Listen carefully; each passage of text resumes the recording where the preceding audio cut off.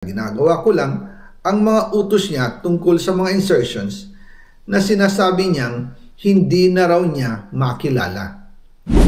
Nagsabi na ipinapa-insert ng mga projects ang Pangulo na worth 50 billion pesos.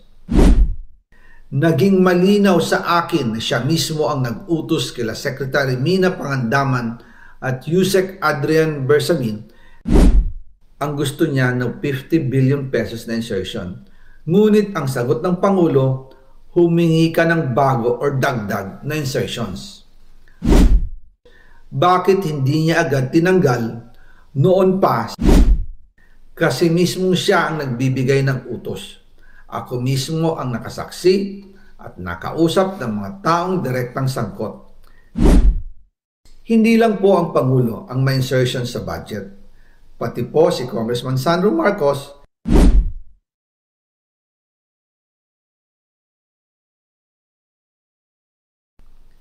pero kahit na i-deliver na ang 1 billion pesos para kay Pangulong Marcos at kahit na naisama na rin sa 2025 budget ang 100 billion pesos insertion sa pamamagitan ng BICAM Committee, ayon mismo sa utos ng Pangulo, nagagalit pa rin daw si BBM. Kaya noong February 2025, sumulat po ako ng isang confidential letter kay Pangulong Marcos. Doon ko ipinaliwanag na ginagawa ko lang ang mga utos niya tungkol sa mga insertions na sinasabi niyang hindi na raw niya makilala. Ilalabas ko po ang sulat ko sa Pangulo kasama ng video ito.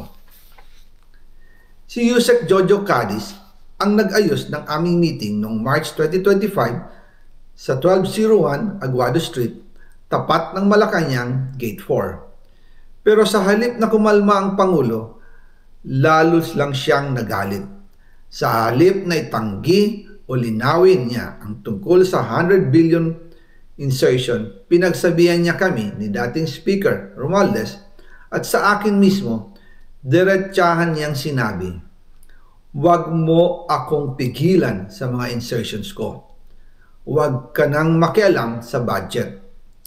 Dahil sa mga binitawang salita sa akin ni BBM, naging malinaw sa akin na siya mismo ang nag-utos kila Secretary Mina Pangandaman at Yusek Adrian Bersamin na ipasok ang 100 billion pesos worth of projects. Kaya kung hindi talaga totoo na galing sa Pangulo ang utos, bakit hindi niya agad tinanggal noon pa sina Secretary Mina Pangandaman at Undersecretary Adrian Bersamin nang pinaalam ko sa kanya ang 100 billion insertions sa pamamagitan ng sulat? Bakit ngayon lang nila pinag-resign kung kailan nalaman ng publiko ang tungkol dito? And also kinausap ako ni Yusek Jojo Cadiz at nagsabi na ipinapa-insert ng mga projects ang Pangulo na worth 50 billion pesos. And sinabi ko kay Yusek Jojo na meron ng instruction kay Secretary Mina Pangandaman at Yusek Adrian Bersamin about the 100 billion pesos insertion. And sabi niya, kakausapin niya ang Pangulo na kung pwede, doon na lang i-charge ang gusto niya ng 50 billion pesos na insertion.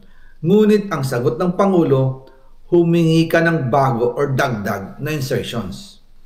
Doon po nakita at naramdaman na hindi pwedeng sabihin ng Pangulo na wala siyang alam sa mga nangyayari. Kasi mismo siya ang nagbibigay ng utos. Ako mismo ang nakasaksi at nakausap ng mga taong direktang sangkot. Kaya hindi na pwedeng maghugas kamay at magturo na parang inosente. At kung titingnan ninyo ang 2026 budget, may panibago siyang 97 billion insertions. Pero ngayon, ipinasok na mismo sa President's Budget or NEP 2026.